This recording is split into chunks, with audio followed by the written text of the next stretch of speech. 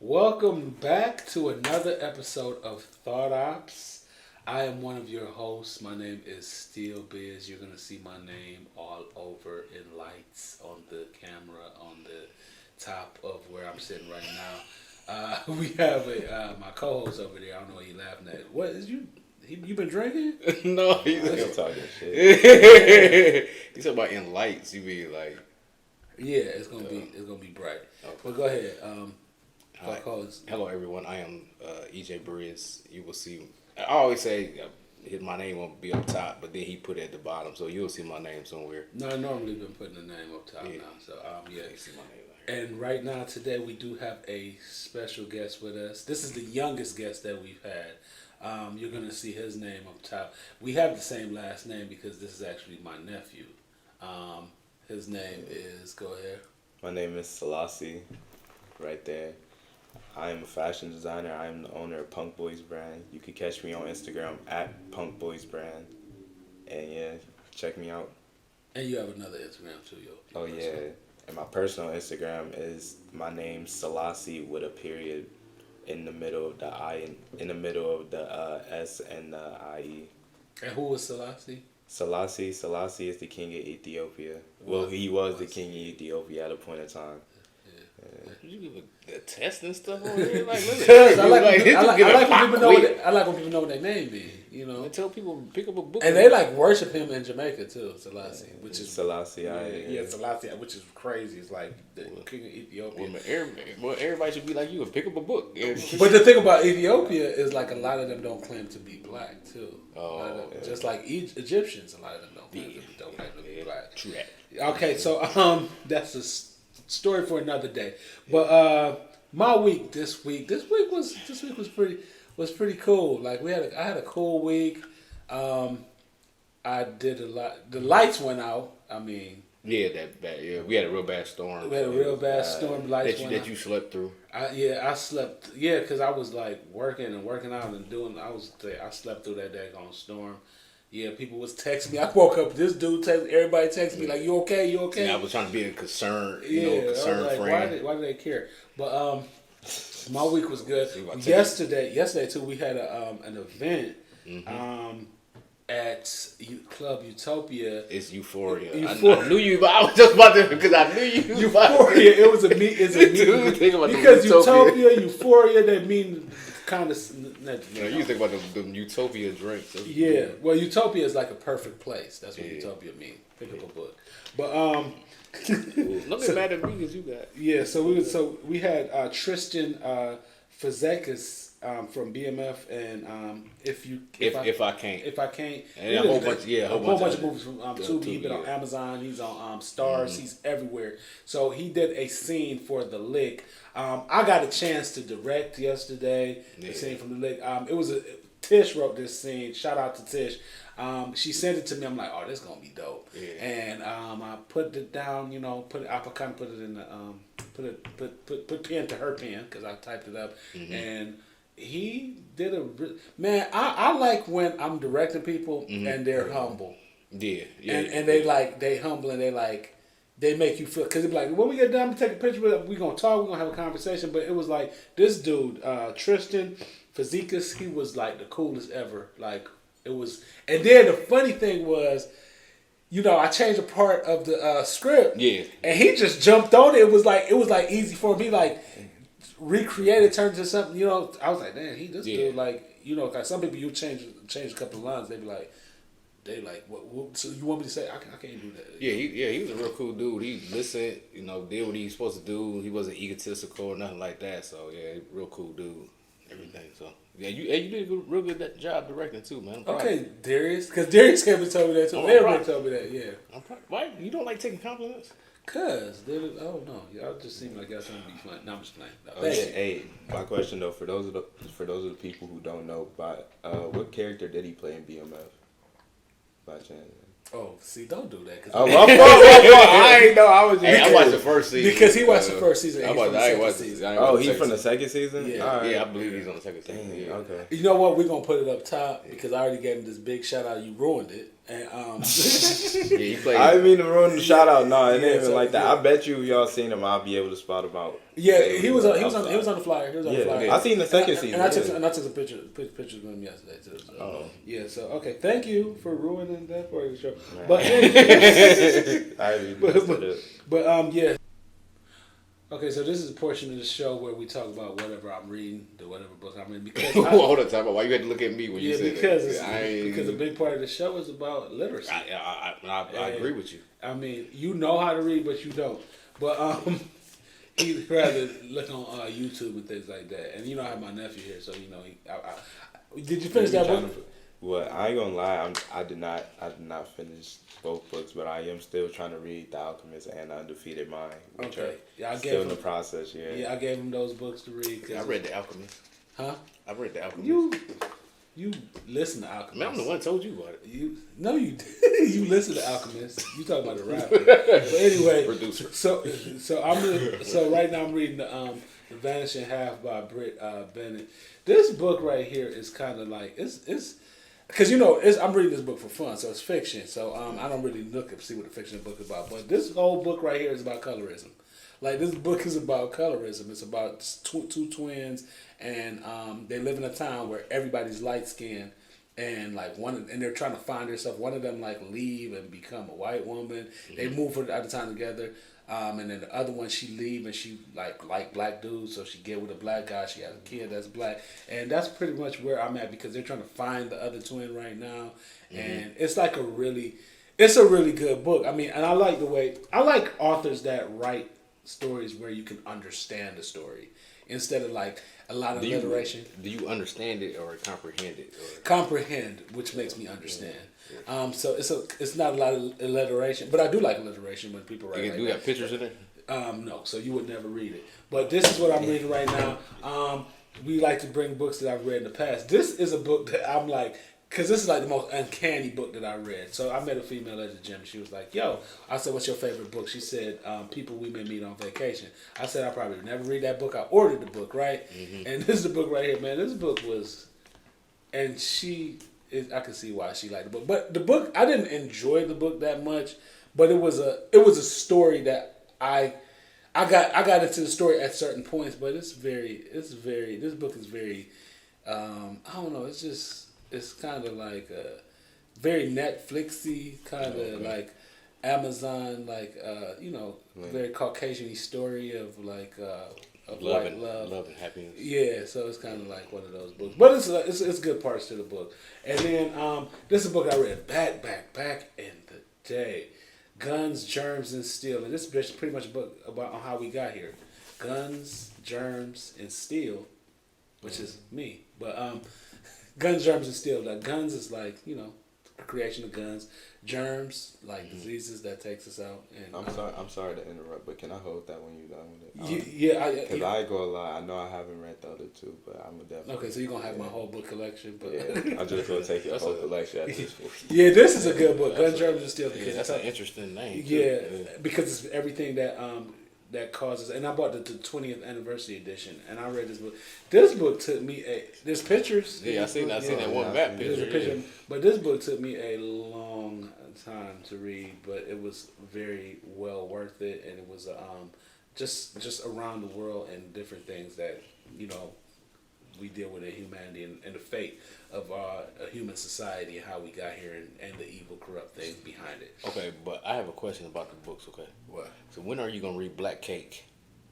See, he think Black Cake a different type of book, but I think Black Cake, I don't even know what that's about because it's fiction. I never know what the fictional book is about. But the name just sounds like it's about Meg Thee Stallion.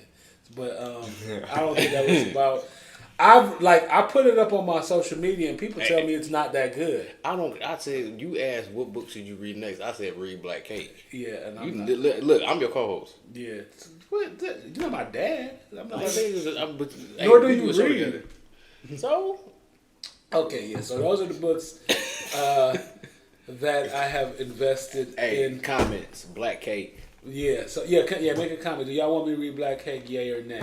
But we're gonna start doing something where we're gonna start making a lot of these videos separate too, like from the show.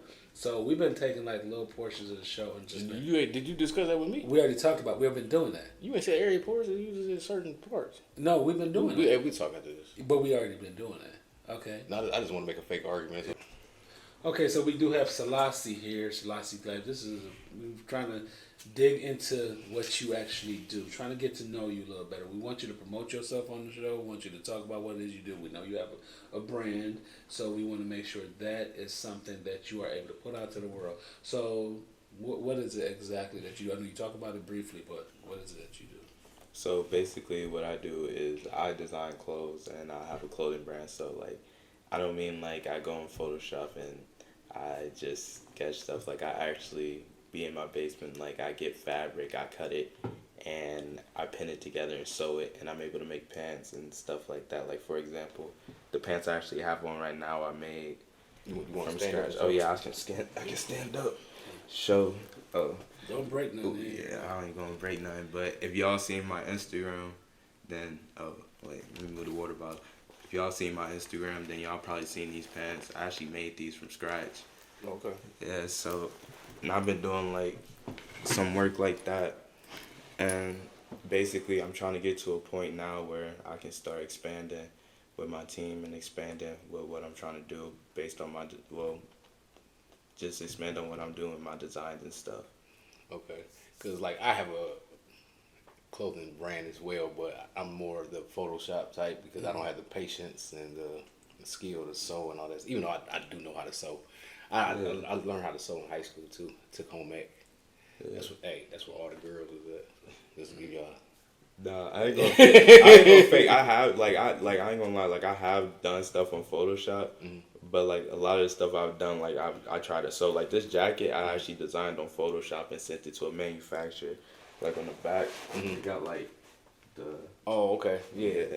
I don't know if it got like patches and stuff on the back and stuff. Like I've done stuff like that, and I try to post on my Instagram and try to like build a community and a fan base just like on social media and try to find people to connect with who really gonna mess with like the stuff that I do. Yeah. I feel like, you know, sewing and everything, that's a great skill to have because I know I can't do it. I don't have patience, you know. I'm just I'm an impatient person. So I mean, like, how do you come up with your designs? Like, is something just pop in your head, or you see? I know a lot of times when I'm working on stuff, I might, you know, see something that catches my eye. And I'm like, oh, okay, that's a dope idea. And then I try to put my spin on it or whatever. Do you kind of like do the same thing? So like sometimes I'm not gonna lie, like I will see things and I will be like, oh, this is real cool. Let me put like my own little twist on it. Mm-hmm. But like a lot of times, like I try to dig like from my mind and just think like, what would I like what would I wear, or what would I see and be like, what would be cool on this, and then I would just add it myself. Like that's where the Photoshop portion come in sometimes, because you can just add anything you want. Yeah, like on Photoshop, like you could just drag pictures from the internet and just boom, do that. You could be like, oh, this will look cool on this, maybe because like say if you have a brand, like because my brand's aesthetic, like it's punk boys, it's like, okay, I try to keep it not really with a ragey like punk heavy metal, because it means like more so kids who are out of the box and like not within the norm. So it's kind of like a mesh of like punk, hip hop, like a mesh of a whole bunch of other stuff. Like okay, I kids who are like within the niche, like So like I try to like dig from influence like within that and see like what do they like, or what do they like, and I can twist it my own way to figure out what would I like, but will be similar to the same stuff they like as well. Yeah. Like, so that's a part of your inspiration. People are your inspiration, and it's more of your generation is your inspiration, or I would say like more of your generation. Okay, and a question: you said something about punk rock, and about I'm trying to think of a punk rock group like Green Day or something like that, but they're like more my generation. I was going to say I don't know about Green Day. Green Day's my generation, but they are a punk rock group, or Hooba Stank or something like that. That's like more of my generation.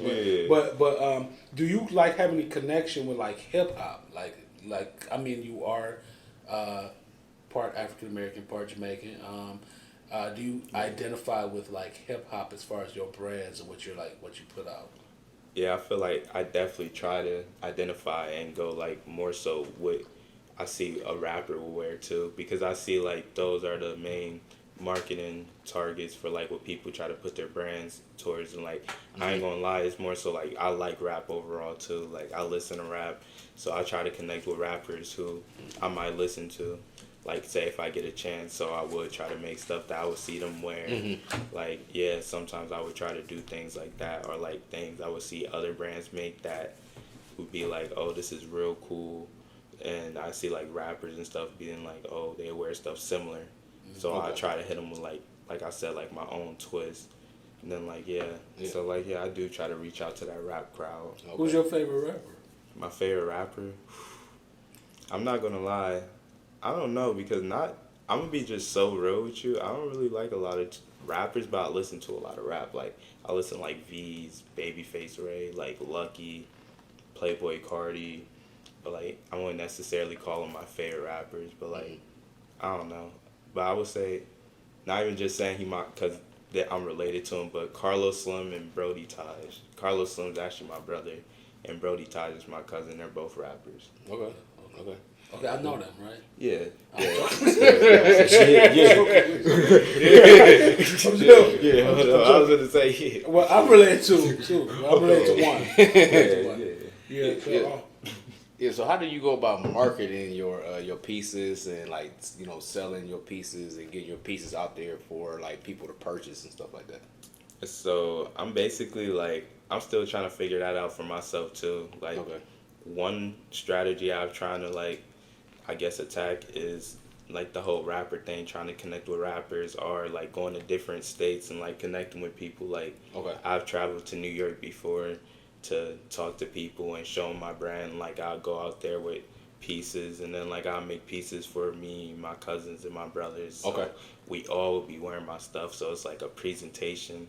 So like I come out there with presentation too, you feel me? Like, that's dope. Especially you got support too. And that's the biggest thing is getting support. So you went to New York Fashion Week? I went to Fashion Week. Yeah, I went in February, and I went last September. There was two. You should wear it too. Man, I just make T-shirts. What I need to go to Fashion Week?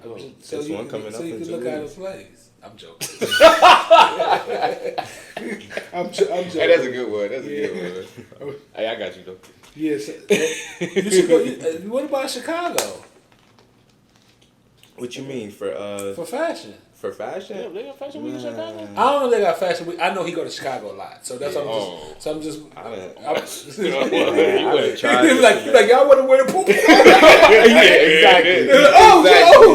Exactly. Hey, shout out Chicago, man. Hey, shout out. Yeah, man. shout out Chicago. He make bulletproof vests too. I can get y'all right, man. Yeah. So and you talk a lot about music. Your designs are like influenced by music too, right? Yeah, I'd say some of them are influenced by music. Like, I don't know, cause like I could see, I'm not gonna lie. Like sometimes I dig deep in for like my inspiration. Like I see something cool in the music video. Like it wouldn't even be the clothes. It would be like the background or the effects they use, and I'd be like, that'd be cool. Like pattern for clothes, like or something like that. Or like see like, oh, this person like say they have like something like a car or something that looks cool. Like I can even base that off like a jacket or something. Like for example.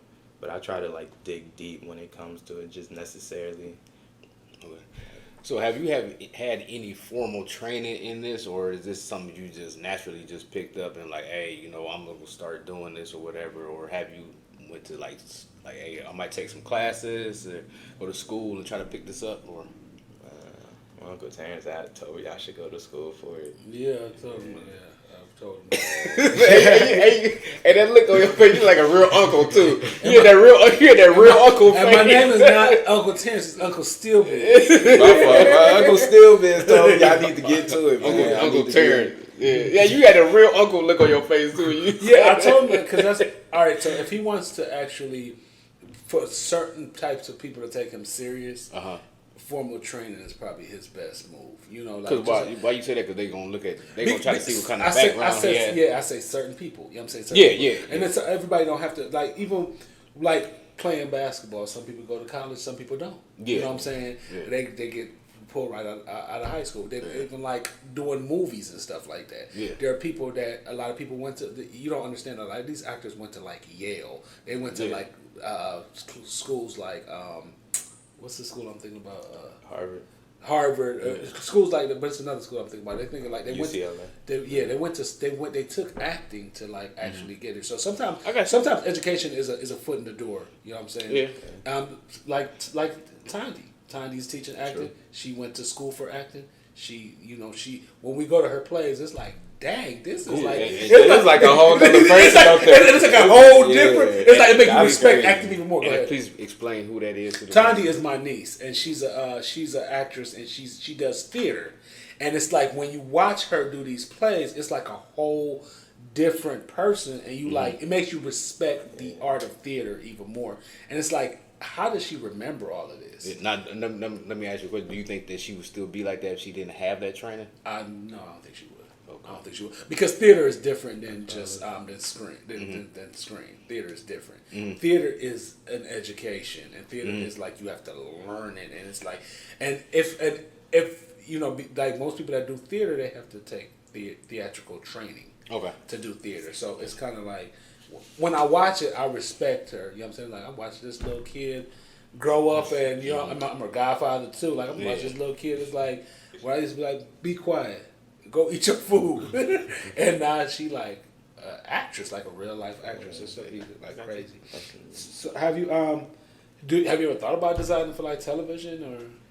I've definitely I ain't gonna lie. I was just having this conversation with my brother. Like, I wanted to actually reach out to you about that. Like, I actually want to get into like designing for television, because I was like, I don't know, I was just watching like BMF and stuff like that, and like Raising Kanan. Like, I was just looking, like, they wear a lot of stuff that you will see people like wearing who will be like rappers nowadays. Like, they dress, the people in the movies dress literally how we dress in real life. They don't have on actual costumes no more, like how it used to be. You feel me? Like, so I was considered it. I ain't gonna lie, but I say, like, I don't know, I feel like definitely what we was going back on the having training thing, like, I definitely want to get more professional and evolve more with my stuff before I try to like evolve and do stuff professional, because it's like I know what comes like with it, just trying to take that step in life. You feel me? Yeah, because sometimes it's like people respect what's on paper more. Yeah. You know what I'm saying? And it's hard, and a lot of times hard work in the black community is not respected. We always look at hard work as like, if somebody made it because of their hard work, a lot of times we say it's the devil. They done sold their soul to the devil. Yeah. You know what I'm saying? Illuminati, but I do believe that this is my view on anything like that. I do believe that we live in a capitalist society, right? I say that all the time. We believe, and then the people that are capitalists that are like of different hue than we are, that feels like they want to take advantage of this person's talent. Yeah. You know what I'm saying? So they see this person, they be like, well, you are very talented. I want to make money off of you. I'm going to work you very... And I do feel like there is that entity where people are taking advantage of them that way. Yeah. But they're like really good. Because like when you think of like, let's say who's the most famous person right now in the black community? Drake. Who? Drake. That like in America. Okay. I'm not talking about Drake. Drake's Canadian. Okay. LeBron.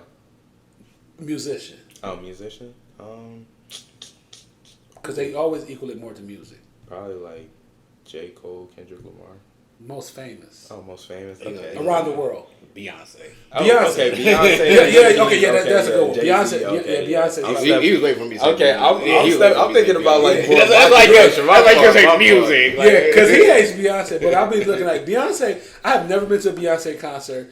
I saw a Beyonce concert on video like a while back, and I'm like, dang, this person is actually really freaking talented. But I see all this stuff online where like she sold her soul to the devil. She did. I think she is. I think she's a part of a capitalist machine, and that capitalist machine understand that this person is hugely talented, right? Yeah. But it's more. Sorry about that. I feel like sometimes it's easier for black people to find some type of spiritual entity to like throw that on, be like, well, that's the devil, and that's the Illuminati that bought that woman and just stole her soul and then sold her soul to the witches of the Nows of the Ark.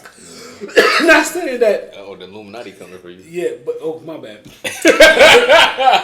but not saying that. But I'm just saying. I'm not saying that. I don't know the total ins and outs of. But it's hard to argue with somebody that believe in these things because everything I have to say, they have another comeback that they saw on YouTube to try to destroy what I think a lot of people just don't. They try to look at these performers and they try to put them in our lives where we have to actually take care of. Like a lot of people work two jobs. Now, this is this person's life. You know what I'm saying? Yeah, like, because they do this around the because clock. it makes you feel comfortable when you say that somebody's hard work is not given to them by the grace of their hard work. I feel like it's low self-esteem, it's slave mentality. Where we feel like if somebody black did this, it gotta be something else that made it able possible for them to do it. But go ahead. No, I was just saying, but like you true. But like think about it like how you said they put in all that hard work, but once they get to that certain part of their life, you think like it's kind of considered, like you said, they're part of that capitalist machine. It's kind of like they're selling their soul because they're giving all their time and like I don't know. I would say not necessarily their soul, but like selling like their like. You're right. And but what I'm saying, it's only under a contract too, though. Yeah, but what I'm saying is not like hocus pocusy, how some people like, oh yeah, this is hey man, the Illuminati listening, man, I love y'all, man. That Don Illuminati album was raw. Hey, if y'all listening, I'm gonna tell y'all this now. If y'all listening, I'm not selling my soul for no little bit of money. No, I'm just playing. And you gonna be like, here. I just if y'all listening, I ain't saying nothing. I'm just saying that I just feel like this is my last time saying I just feel like a lot of times we go for hocus pocus a lot as black people. And we go for this is the devil, this is the Bible. These people not this is the Bible Belt. All of y'all going to hell. You know what I'm saying? And it's like everybody, all they do is, and then the thing of the matter is, I feel like a lot of times black people. Come on, man, you killing me, man. No, I feel like a lot of times black people say, this the devil, this the hell. They had to do this, and then your same uncle is in there doing something bad with your niece. Or doing something bad to kids. You know what I'm saying? Yeah. And then you don't look at that, but you're looking at what these other people do. Because it's like, man, I feel like people messed up regardless. I don't think that it has nothing to do with, you know what I'm saying? Because I feel like, man, more people, there's shame on more people that I've met and known than people that is that's up there. Because there's people, like, you would know somebody that's doing something disgusting and dirty like that. And then you'd be like, no, it's your uncle. His nasty self. But go ahead. So, if you finished, I'm finished. You done crying? You finished with your diatribe? Go ahead. You done crying? This man crying. Go ahead. So you already said that as far as your pieces being worn, you said you and your family members wear your stuff out and everything. Do you have other models, or have you even like thought about like even throwing your own fashion show where you can have some of your pieces displayed and stuff like that? So I have worked with other models in the past. Like it's been a thing. Like I don't know, it's a love-hate relationship with trying to work with models in Cleveland. Cause a lot of models, no shame or no hate, no shade, but like y'all are flaky. I'ma just be real. It's more so a thing like I have to step all the way. I have to step all the way like out of my way to just get somebody to pull up and just take a couple of pictures. But they come to me sometimes and be like, I want a model. Mm-hmm. Like people, like I've gone to events and people have told me like, oh, I've seen your stuff on the Explore page, or oh, I've seen so and so wearing like one of your T-shirts. You ever be having models? Then when I come to hit them up, it's like, oh, I gotta take care of this. Or sometimes they just don't even hit me back. You preaching to the choir, bro. People be like, yeah, we want to do your show. How many episodes you watch of the show? None. It'd be like weird. Like people be like, I want to do your show, or like they It's just be weird like that. I don't want to. I don't think it's weird, but I think a lot of people take like what you do for granted. You know, they feel like you're not a big name, so they could just but they feel like you're not a big name. We gotta help each other though. True. Yeah. That's true. I agree with you, but man, you like you said, you're preaching to the choir. But I think a lot of people feel like you don't have a big name, so they can just spin you any kind of way. One of the best things I learned in life, and a lesson that I learned is when I helped somebody and I was helping a bunch of people and I didn't expect them to help me, and then it helped me and didn't even realize that it was helping me. Yeah. That was one of the best things that I ever got. But a lot of people don't want to do that. People only do stuff for people because they feel like, because they want something in return, and that has to do. Or they in competition with you. It'd be these secret competition. It'd be secret, like they had like secret animosity towards you because they see like, oh, this person's doing something similar to what I'm doing, but it's not like on the same level or it's not similar, and it's like we not gravitating the same crowd. So like these people try to like hate on you or try to like disclude you from like what they got. I have an ex-friend that I realized like when we like now like sitting back and just thinking about her situation, this person was obsessed with me.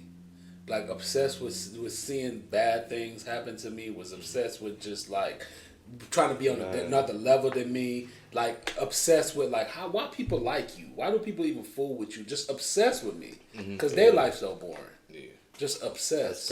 Like people be obsessed. It's like a sick thing. You know what I'm saying? They be obsessed with you because they. Go ahead. Well, all you could do is get in that Bible and pray for them. Yeah, I mean that's like, oh my God, these people. That stuff sometimes it's annoying. It's a little it's a little bit much. So, what's next for you? Sure. What's next for me with my clothing brand? Yeah. So. No, I'm not talking about what's later on today. Yeah, for my clothing brand. He like, I'm hungry. I ain't gonna lie. He like, you got some food here? Go ahead. Nah, what's next for my clothing brand, truly? So, I'm trying to get my stuff in stores. Like, I've been talking to a few people who actually own stores, like decently big stores in Cleveland. So, I've been trying to connect with them and just, try to get some more money so I can dump back into my brand and get that going. So trying to make what you do pay for itself. Yeah, and after that, I got another collection coming, like with the stuff I'm trying to put in the store.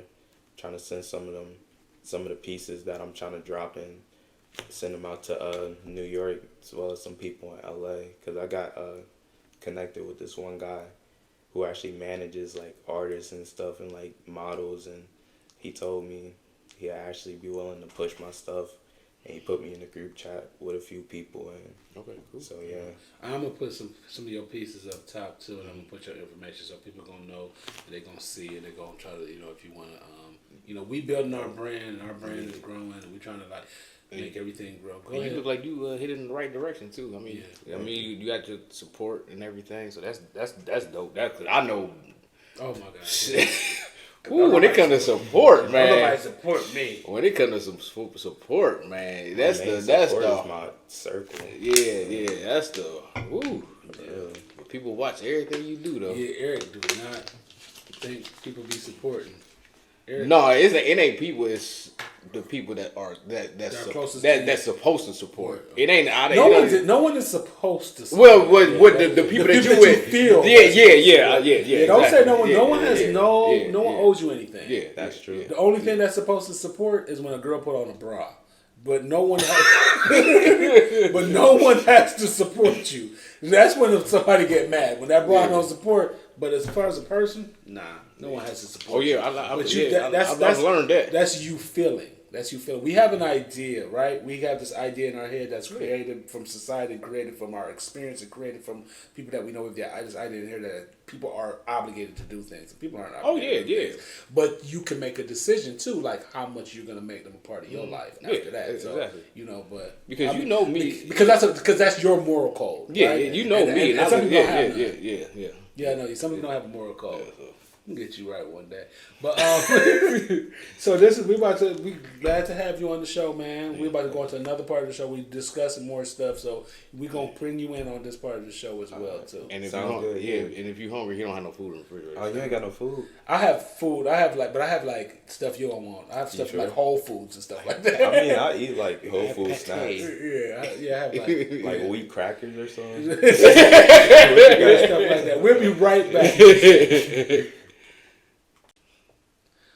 Yep, welcome back. Take a quick little break right there. So this is the portion of so this we're talking about what's going on. What different things that we've seen in the first entertainment. First topic. Now I kind of bunched two topics together, right? Okay. But it's two different people. Okay. But it's two different topics, and this is like a little. I don't know. This could get a little, because this is a little touchy topic. The first topic we're talking about Sexy Red. Now, Sexy Red says she the raw dog queen. You know what I'm saying? She's proud of being a raw dog queen. Sexy. She don't like using condoms and stuff like that. I feel like that is advertising HI to the VC, and she talk about like. She was talking about what else she was talking about. She was talking about being a raw dog queen. She was talking about having three baby daddies. Having three baby daddies, and she was talking her about baby daddies, like how she had chlamydia. And yeah. stuff like that. That's what I wanted to talk about. How she had that disease and all of that stuff. And you can talk about what you want to talk about because that's the point where we're at. And then Glorilla, we're gonna loop her in there as well too. And Glorilla, another female rapper, AKA Big Glow. Glow. And she said be toxic in your 20s. And that's the time for you to be toxic. Now let me start. I'm gonna start and then I'm gonna give it off to Eric, then we're gonna give it off to you. So let me start. Sexy Red. Raw Dog Queen. This is how I feel about the information that I'm just looking at it and I'm looking at the stuff that you're telling us. I know that there's younger women out here and I just feel like they just lost the point where our community is the only community where entertainers and sports figures are the only people that we have to listen to. And it's a big, I feel like, and it's a big push for us to listen to them. And I feel like it does us a disservice because when we see these people that are entertainers, we feel forced to make them like our gods or make them like the people that we are guided by. Now, I feel like, she's talking about she's been burnt. She done been burnt 2 times. And then she said another thing, too. She said she don't use condoms because they make her cootie coo smell like fish. I don't think it's the condoms. Yeah, I think it's the 2 times you've been burnt up. And that stuff, because that stuff that is inside of you that is the nastiness of your and the pH balance with you and this man, whoever you with, the nastiness is what you're smelling. That's why your stuff smell like fish. It ain't got nothing to do with no condoms. It's the fish that's already in there. What's swimming inside of you, them diseases that's swimming inside of you that still haven't exited your body yet, exit out your soul is what you're smelling. That's what the stinkiness is. This is what we need to put this whole church thing on because this is the devil. Sexy Red. And you ain't even that sexy. But and then Glorilla, be toxic in your 20s. I feel like she was just playing with that a little bit. Like it was just like a little... Because when I saw it, it was kind of safe. It's just that some dummy gonna see it and be like, but they don't have enough money to be toxic in their 20s. Mm. And gonna have a baby out of wedlock toxic in their 20s and just be like... Just be a statistic from being toxic in her 20s. I feel like Glorilla have enough money, but Glorilla, when she was in high school, she only had 5 people in her class. It was 4 people because it's 5 of them, and people that have like real small classes like that in high school, they have real small brains. Yeah, you already know. But go ahead. What was you saying? I'm gonna let you go, Selassie. He about to fight. All right. You about to go ahead and go in. You're younger, so what? Yeah. We want to hear your point of view. You're younger. Yeah. I'm gonna just be so real with you. Like my whole thing is like, I really feel like she shouldn't really have like, I don't know, just the fact that she's stepping all the way out of her way, and it's just like this. Which one? Glorilla, because then she say, be ratchet in your 20s or something. Yeah. Like the fact that she even promoting being ratchet is just like kind of crazy because it's like a lot of her fans just are way younger than her, and I feel like she realizes it, but it's just kind of crazy that they promoting it, and then it's like the responding, like them just going back and forth is just gonna be it's gonna be ratchet. Like she's literally saying, "Don't be ratchet in your 20s," and now she's acting ratchet on social media, and feels like she's not ratchet because she got money or something. Like, well, I feel like as far as when people are not emotionally emotionally mature, and they don't have like they're not like intelligent either. They just say any dang on thing, and people give them like a microphone and give them something that's and say this is who you should listen to, and that's what and that's what we create. We create a bunch of Glorillas and sexy reds that are not even that sexy. But go ahead, what you say, Eric?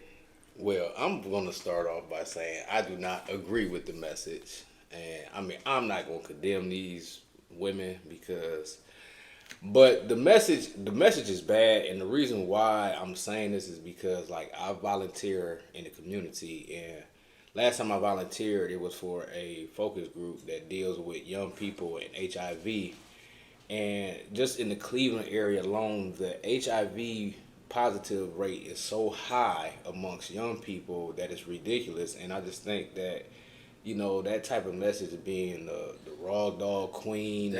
You know what I'm saying? It's just not really. It's not really a good look. Yeah. Now, when I was younger, I listened to a lot of music that I probably shouldn't have listened to. Yeah, you're right.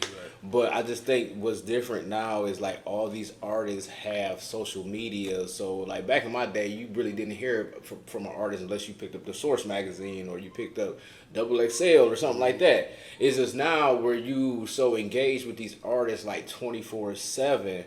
It's like you really, as a parent, you really have to watch what your kid really takes in, because a lot of these people shouldn't be speaking, especially like for a community of people.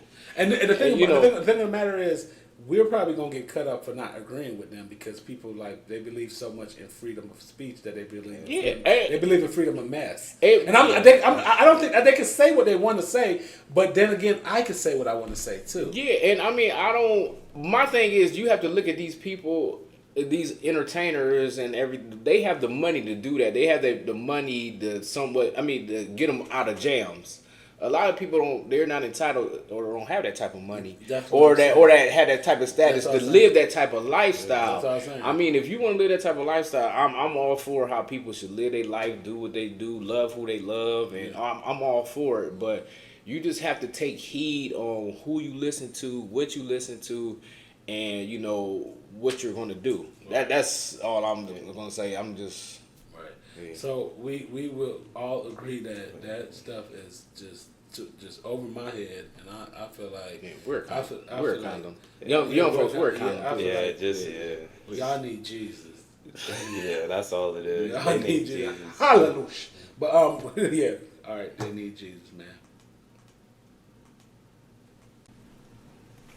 See, I saw another topic or something else. I saw Steve Harvey was going on and on about somebody went into, is this Twitter? Yeah, somebody runs his Twitter account. Yeah, somebody runs his Twitter account, and they said, "What comedians are not funny?" Yeah, what comedians do you find not funny? Yeah, him.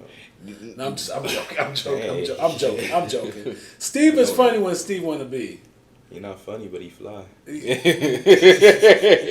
Steve was. You see, you too young for Kings of Comedy. Nah. Kings of Comedy. I think. All right, Kings of Comedy. Let's ask a question. Kings of Comedy. Who was the funniest on Kings of Comedy? Bernie Mac. I agree. Second funniest. Who? Oh man.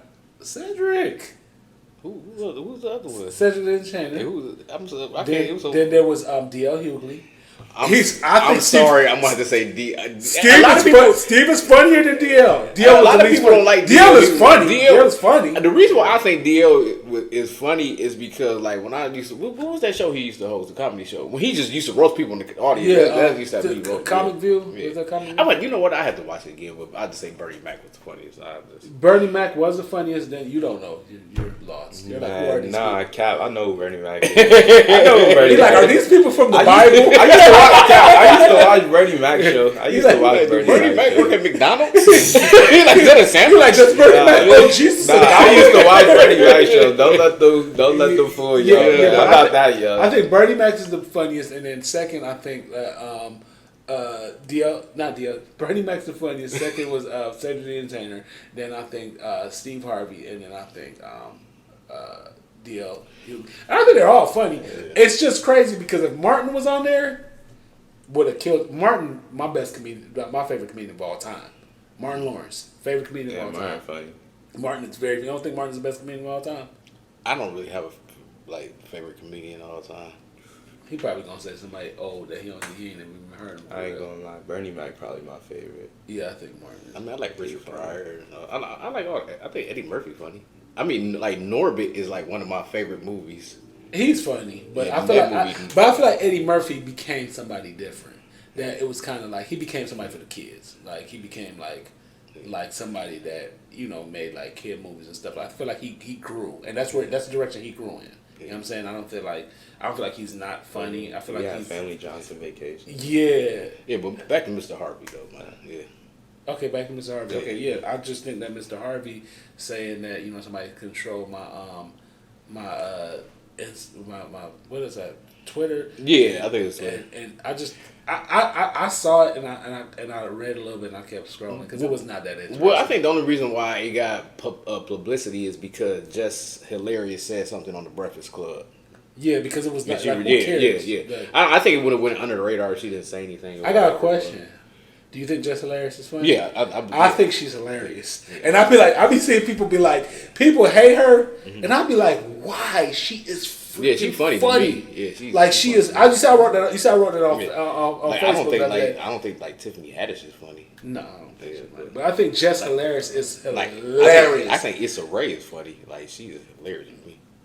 Issa Rae? Yeah. Well, I think she's a different entity than Just Hilarious. Like, why would you bring up Issa Rae? Like, that's tomato. But anyway, I would love to go see Just Hilarious. Okay, but back to our topic. Okay, go ahead. We're done. I'm done. Go ahead. Did you have anything else to say? Oh yeah, no, I was just saying I feel like how you said that thing about Steve Harvey. I don't know. I feel like his Instagram probably is run. Like you see the way he be dressing. Like they be getting the fly and stuff. They be having them posts on Twitter. I mean his Twitter is ran by someone else. Yeah, and he made a video. I seen a video today where he told the story that his Twitter's ran by somebody else, and he questioned the person. They said they was just trying to get more engagement. And he ended up firing the person, I guess. And so and then he apologized. Well, I don't really think he had a reason to apologize for the whole incident. I just think it just got blown out of proportion because Just Hilarious. Well, 100 people. We asked 100 people who run his Twitter, and these are. I thought you was about to. I was like, you was looking serious too. That's from Family Feud. We asked 100 people these questions. Yeah. So all right. Yeah, the N word for Trump. I saw that.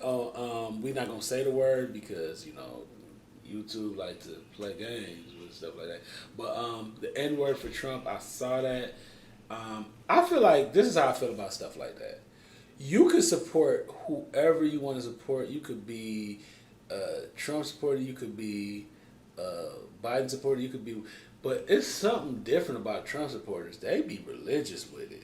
They be like Trump supporters. It'd be like they would kill their mama and their firstborn child over Trump. It'd be like so weird. Like it's scary weird. Like how them Trump supporters like the N word for Trump. And I saw the dude in the video, and I'm like, this is like really crazy how people. Yeah. Because I mean, how I feel about politics in the country is that politicians are like watching Love and Hip Hop to me anyway. Like I'm gonna be disappointed with everybody. Yeah. Like everybody's gonna disappoint me at one point. Yeah, there's no type of professionalism. Yeah, everybody's gonna disappoint me at one point, and it's just like I just don't really like I'm not blown back by anything anymore. The older I get, the more I realize that you just gotta vote locally. Yeah. The things that directly affect you. You know what I'm saying? Yeah. Because certain things, it's like, it just be over my head. Like, the N-word for Trump, that was kind of weird. What did you think about that, Eric? I mean, a lot of times when you and before I say this, I'm gonna say I'm not affiliated. I'm not picking no political parties because it's like whenever you say something about Trump, people always want to throw up Biden. Like I don't care about Biden. Right. You know what I'm saying? Like I'm like, I laugh at him Biden. too. Yeah. I laugh Biden. I laugh at Biden too. But it seems like as soon as you say something about Trump, they be like, well, Biden is. I agree with you on that too. Yeah, like people like Trump supporters is like very religious with it. Yeah, but I just a lot of times when you talk to them type of people, they was like, oh, you know, people always bringing color into it. But then you see these people, blacks for Trump, they bringing color. Why can't they just be a Trump supporter? Or when you hear of a black Trump supporter, they always bring color to it. Now I'm not even gonna lie. I do believe that the black community has a lot of disdain things, a lot of things that have happened in the black community that causes what's the word I'm looking for? That causes a bad psychology within us. Like just like what I was talking about, like black people can't see another black people be successful without it being something tainted or something like religious that caused them to give them their soul. But I feel like there's a lot of slave mentality in the black community where it's like black on black crime, a lot of bad things in the black community. That mean proximity, not black on black crime, but crimes in proximity. Crimes in proximity, but you still have to do a that term was used as. But you still have to do a deeper research on it too. That black people, we know white people kill white people, black people kill black people. But the rate of black people killing black people is a little bit higher, and it has a lot to do. It has a lot to do. This is what it has a lot to do with. It has a lot to do with money. It has a lot to do with because poor people gonna kill poor people. Poor people gonna be because if they've done research before where in other countries, white or black, if the people are poor, the crime rate is gonna be higher. Can I say something real quick though? When you say black on black crime, I sat at home one day and watched the A&E channel one day, the whole day, and all I seen was white on white crime. Yeah, because they poor. No, these was rich dudes. These was men killing their wives for. But you do kill people that are in more close proximity. Dude, stalking females. I get that. But you sound like you're making an excuse. Though. I'm not making an excuse because when I go down the street, you know what I'm saying, it's gonna be, and they're talking about like. People going down the street, people going to clubs, and they shoot up the club. When people shoot up the school, a lot of times certain crimes happen, you know what color the person going to be. You know what I'm saying? Shoot up the club, going to be black. Shoot up the school, black. You know what I'm saying? Sometimes it's like, there's certain things that do happen. And I feel like a lot of times you do have to look and know the percentage and know like how these things happen. There's a lot of stuff that we were fooled by. You know what I'm saying? And a lot of stuff that we were felt that they try to make us feel happy about to not understand or not try to take a further look at ourselves in the black community. Not saying the black community is in terrible shape because just like I said, when black people make it, a lot of times black people be like, well, they only made it because they find like a negative thing to say why they made it, right? But I think that a lot of times that what was I going with this? I think that a lot of times that we don't address the things that's wrong with us because we make excuses for them. Yeah, I see what you're saying, but I mean, other races, other nationalities do that too, man. Because I have a buddy of mine that he's, I'm not gonna say like what famous football player he's a friend of, but he goes to these football games and flies first class, and he always have Caucasian people ask him like, oh, so what do you do? Are you a rapper? Are you this? Are you? You know what I'm saying?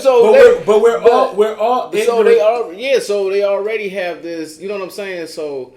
That white people do the same thing. It's just like how you say black people do the same thing about, like, oh, this person must have did this. Like why just because my buddy flying first class, why does he have to be a rapper? Why can't he just be a blue collar worker that saved up his money that's flying first class? Because that is the idea of what's sold to you. Just like he went to the Super Bowl last year. Okay. And he had people questioning like, oh, how did you get those seats right there? You know what I'm saying? But you see what you're doing though, right?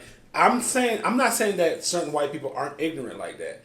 What I'm saying is that happens. But I'm saying certain black people are just as ignorant to what I was saying, the way I was saying. Dude, when a lot of times when we want to come together is if there's something like a deficit or some type of trauma or some type of, we gonna come together and march because somebody got shot. But we don't come together for nothing else. Dude, I have had a situation where I was like, because I was been in situations before when I told you when I went to treatment when I got sober and stuff. I was like, I was looking for like the black people to help me. And I told my counselor, like, dude, I'm going to only black meetings. I'm going to only black people to help me. And he was like, yeah, I couldn't get sober, right?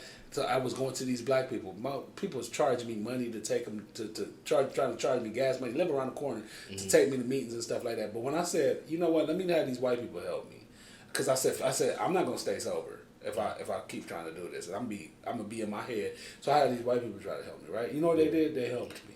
Now let me be devil's advocate. Now if you was dating one of their daughters, or if you was dating one of their sisters, how would they treat you? Well, that wasn't what I was there for. But I'm just saying. I was there to get sober. But I was there to get sober, right? But if I was dating one of but the thing is, that's not. No, that's not the reason why. I bet you that whole attitude would have changed, right? That whole attitude changed with a lot of situations with me being black.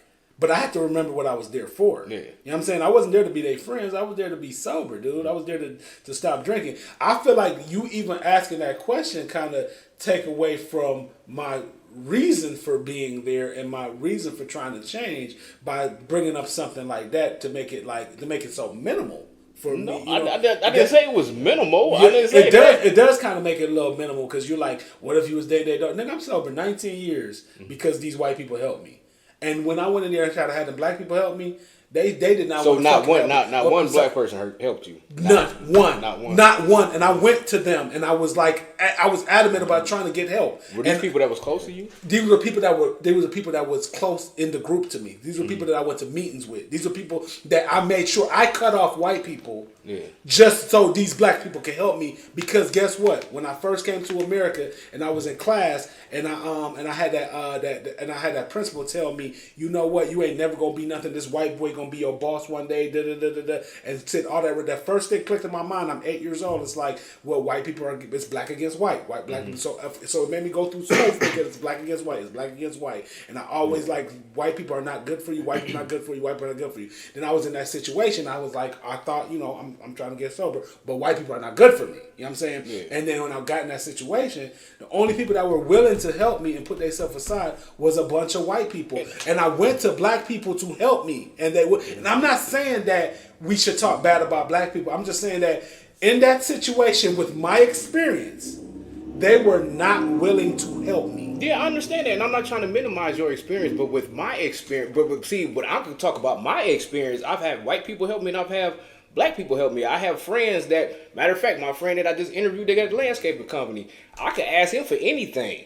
He's black. He's never turned me down. That's your friend. You know what I'm saying? Vice versa. That's your. There's been people that I haven't. That's your. There's been people that I've. But that's your friend. Dude. But I've had people that I didn't even know that was black that helped me. So I mean, you know what I'm saying? So just like I can't minimize your experience. You can't minimize my experience. But that's your friend, and I feel like there's a big difference between just like your friend and you need. Okay, I need this for this, and to something as big as like, I'm trying to get sober, and these are people that have been through this whole thing and trying to get sober, and then like niggas trying to charge me gas money to go around the corner that's like 2 minutes away, and then and I'm not trying to take anything away from black people. I'm just saying that sometimes we only help each other when it helps us. When it benefits us, I'm not trying to say, well, I ain't black, I'm against black people, because you know what, a lot of those white people that I was in that situation with showed me that a lot of them was racist. But a lot of them said a lot of racist stuff. But that don't make me feel like all white people are racist. But this is, and I'm not saying this is you, but I'm just saying my experience when I've had black people say that, but then I've seen many opportunities for these black people to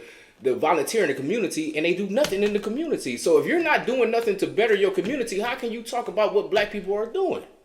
There's plenty of opportunities. There's websites where you can go volunteer in the community. You can go down on Huff. You can go down on Kismet. I'm not saying you, okay, but I'm just saying like conversations that I've had with black folks before, and it's just like, hell, black folks don't even want to go to jury duty, and you seeing your brothers get locked up because you're not on jury duty, because you got these white folks on jury duty that's judging black people because of what they see on TV. The thing is, okay, but you're proving my point.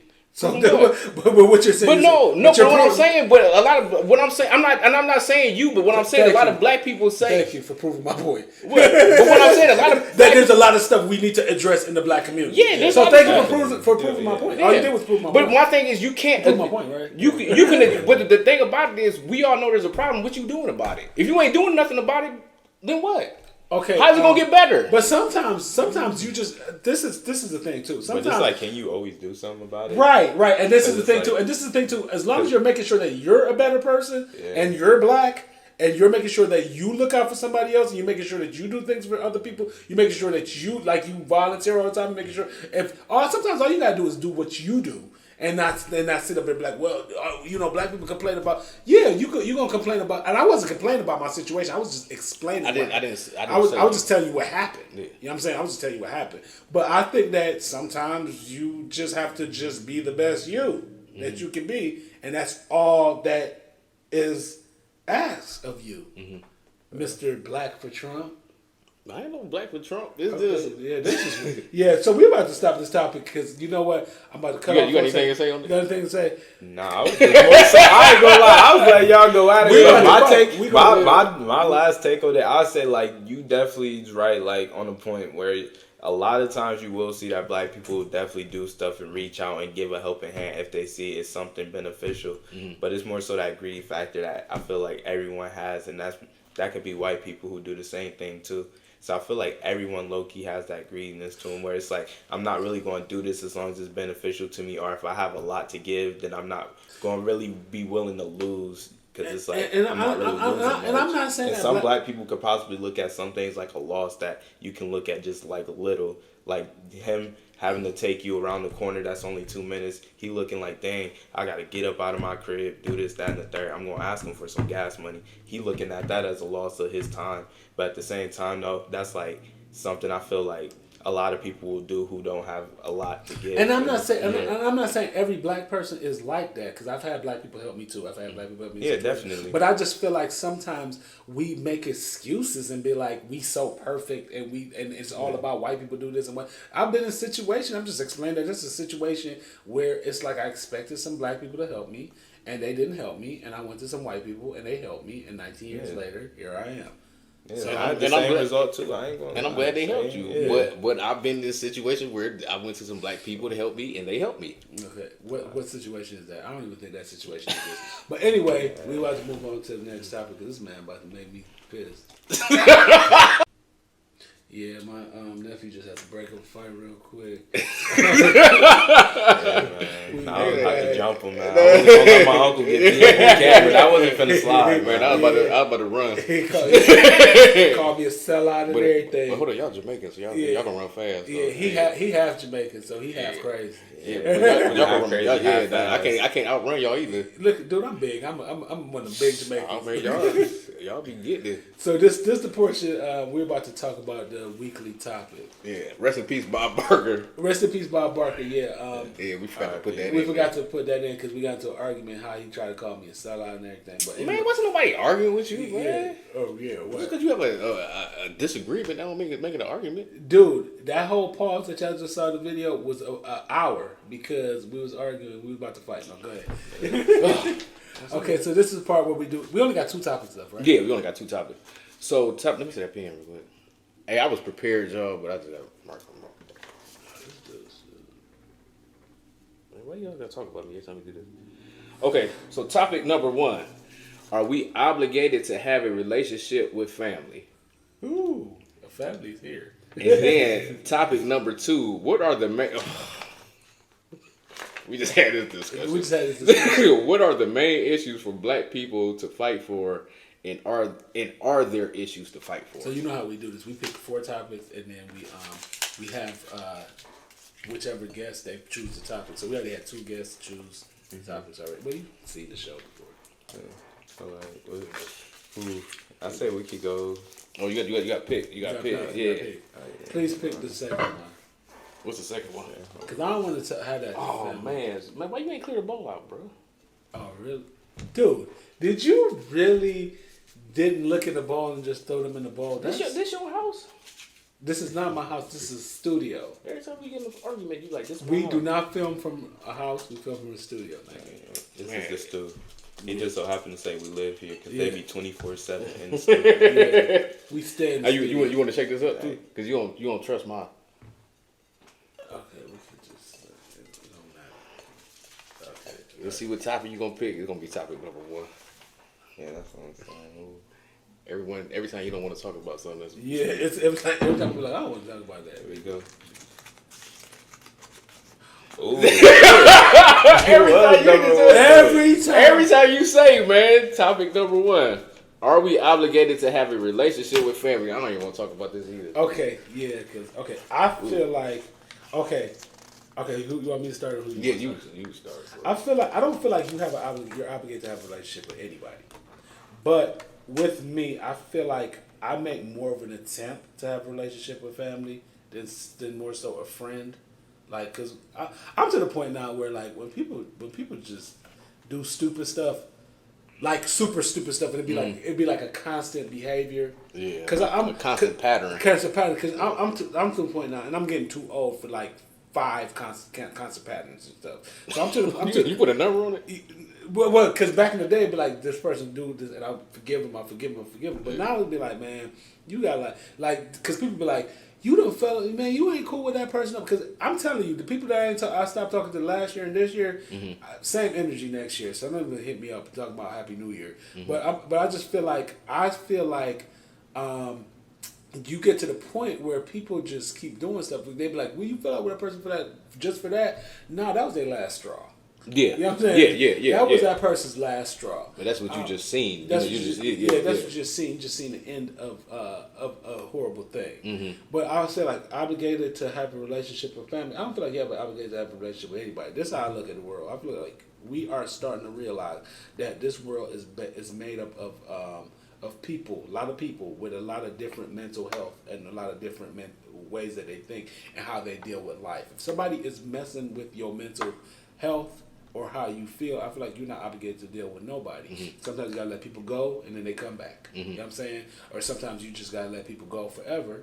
Or sometimes you gotta deal with it. If you want to deal with something and you deal with that person likely, as far as how you feel, you feel that it's fit to deal with that person. Yeah.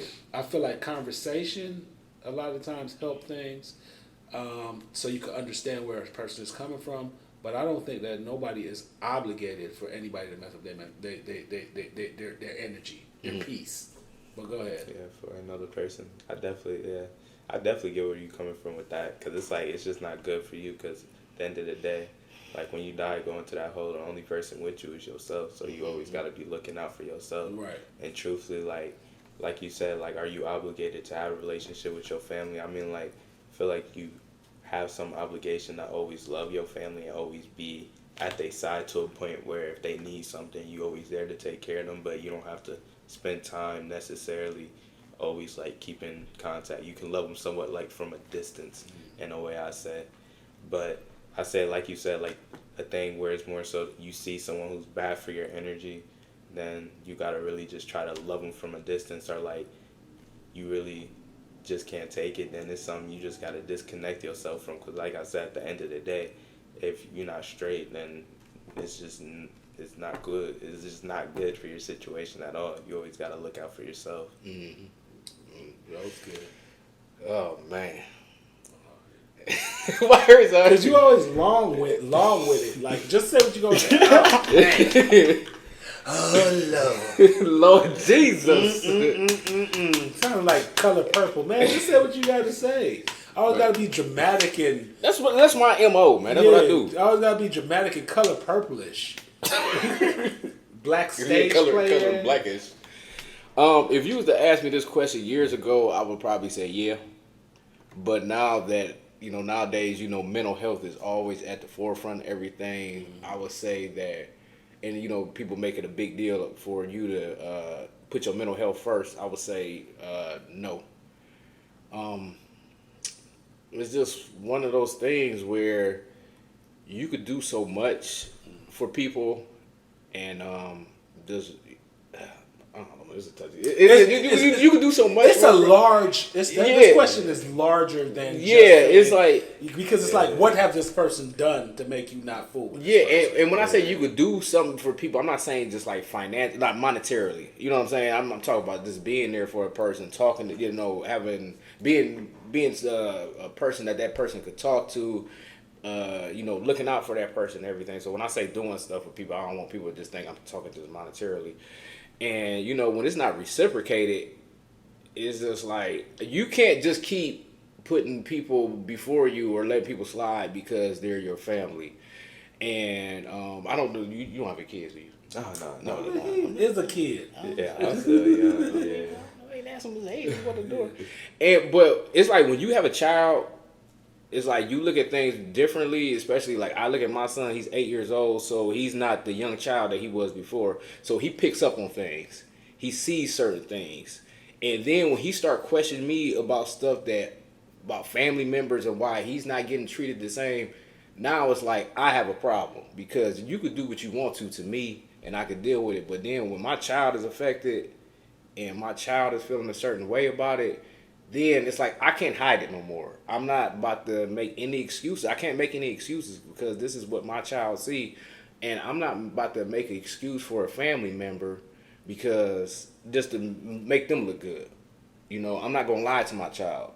So I feel like when it starts affecting my child, then it's like it's best for me to remove myself and my child from that situation because it's just like if you want to have a relationship with my child, you're obligated to have a relationship with my child. It's not just my responsibility for you to have that relationship with my child.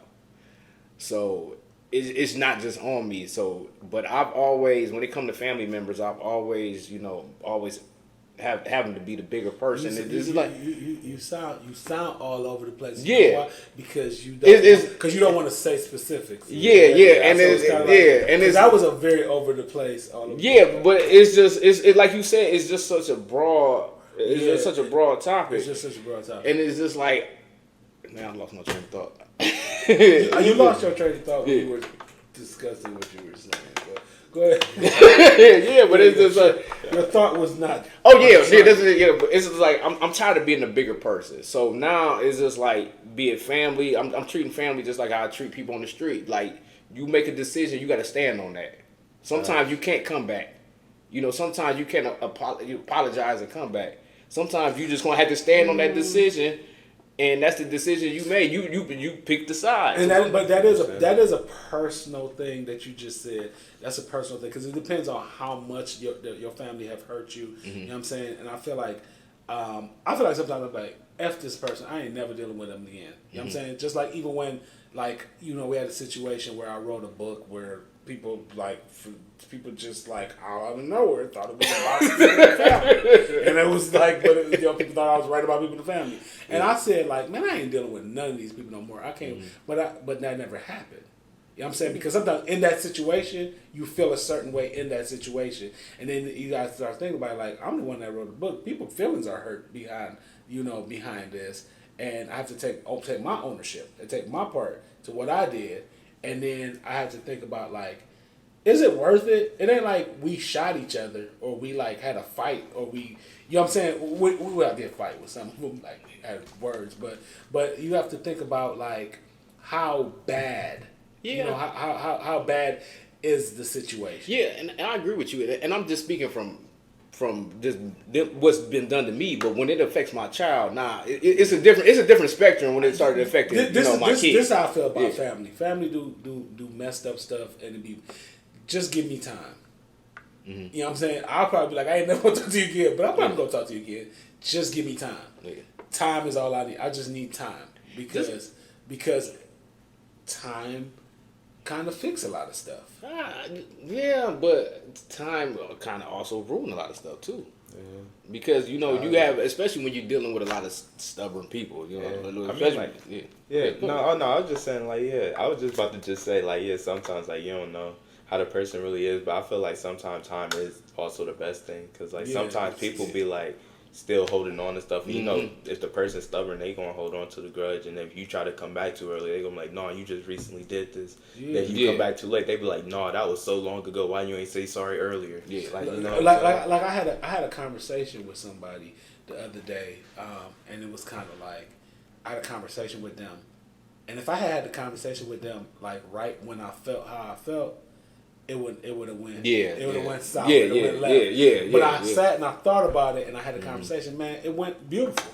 Yeah, it went awesome because I had the conversation with them later. And then sometimes some people, this ain't even on family, because family, I'm always gonna talk to my family. I'm always gonna be.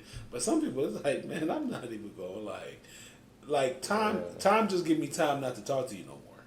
Yeah. Like time just give me time. Like some people, like I'm talking about like regular friends out on the streets and stuff like that. Because I've been going through a lot of, I've been dealing with that lately. A lot of like readjustment of people in my life. Yeah. Where it's like I'm starting to not deal with certain people anymore because they're not right for me. Yeah. They're not, and it's not that I hate you. Because I got to get to the point where I understand that you just don't work for me, for my life. Like, you know, like certain things that you do, and I have to, one thing I learned to do, and I told you I learned to do that at night, is every day I have to say, what did I do to cause this?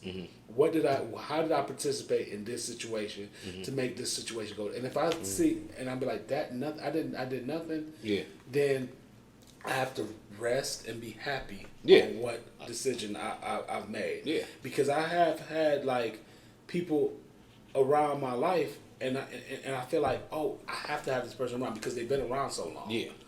You've been around, and then when I look at it in the long run, it's like you are a part of the reason why my mental health is messed up. Yeah. You're part of the reason why I'm angry. Yeah. You're part of the reason why, you know, like, and then I start looking at you, and it's kind of like, I allow you to do this, and how you feel about yourself, and that's the reason why you are doing what you're doing.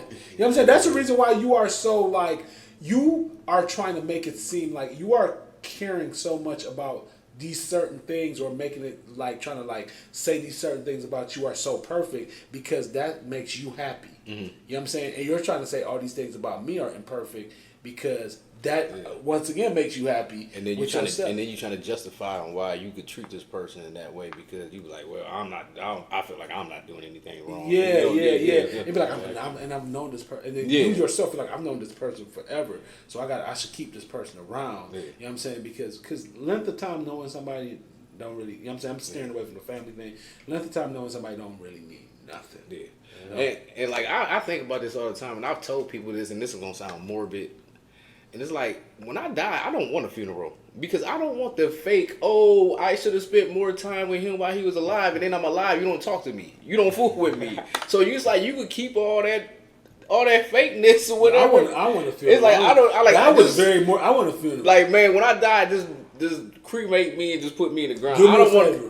When I die, let's say I die first, come to my funeral, right? And tell a lot of jokes. And then I'm gonna tell some bad ones. Tell some jokes, and then so I could get up and be like, I'm dead. Oh no. And then that'll be the last they heard from me. Yeah, but man, I just don't want the fakeness, man. It's just like, man, it's like I'm here now, and it's like you don't even attempt to talk to me, reach out to me. So, man, just save the tears and just keep it moving. Like, how you? What you got to say? Anything else? Nah, I mean, basically, just what on you was saying, just like, all that fake love stuff is more so something like, you know, truly, like, who your family is and who the people are around you. Like, you'll see. Yeah. Like, truly. And it really, like, I'm about to be vulnerable on here, man, and just put my feelings out. No, I ain't, no, I ain't gonna cry. Be that vulnerable. But, man, it hurt when, like, especially when you see your family showing other people love and looking out for other people, and then they don't fool with you, and you ain't did nothing to them. Yeah, and it's just like, man, it's like, and we supposed to be blood, like, you know what I'm saying? That's just like, that's why I said, like, there's certain things that you can't come back from. You got to stand on that, you know. Especially like, I'm gonna knock on wood. Like, I'm the type of person, like, I've never had to ask a person for something. I've never had to borrow money off. You know what I'm saying? So I've always been self-sufficient. You know, But, so all I'm gonna say is keep going to therapy. Keep just every day. and that's the good thing about therapy too, is because like me going to therapy, I realized where my problem lied. You know where my problem was at, and most of it was family. Yeah, sometimes. And that's what I was. Therapy does open that, and and understanding that, I realized that most of my problem was me in my head and where I'm at. You know what I'm saying? So sometimes therapy does let you, and sometimes therapy lets you understand, like, I'm thinking about stuff that don't even exist. Like, oh, this person really hates me. Yeah. That don't even exist. This person is going along about their regular day, and they are just as insecure as you are. Yeah. And they don't, sometimes you crazy. Like, people, we're like insane. We're insane and don't realize it until we talk to somebody else. You realize, like, oh my God, like, why was I even thinking that? But yeah, family, friends, you can forgive. Forgive and forget, or forget and forgive, and don't forget Before it's too late. But yeah, so this is another episode of Thought Ops. I am one of your hosts, Steel Biz. I'm EJ Breeze. We'd like to, thank our special guest. Hey, Selassie, appreciate y'all having me. Okay. Oh, no problem, man. We're gonna be supporting everything you do, posting and stuff like. You know how we all do at the Thought Ops and everything. Appreciate y'all, man. Yeah. Real quick, I'm kind of mad we didn't get to go to the car show. But we're gonna get to go. We're gonna get to go because they have another one. So the car show, the movie by I think directed by and the Berry film. Berry film. Not Mike Berry. Berry Films. Yeah. So we wanted to go down and support. I ain't got no car, so I thought. It was... Yeah, because we could have been extras or whatever. So. You ain't got no dang on hooping. But yeah, we could have went to that. But yeah, thanks for tuning in to another episode of Thought Ops. Y'all have a good day. Peace. With y'all.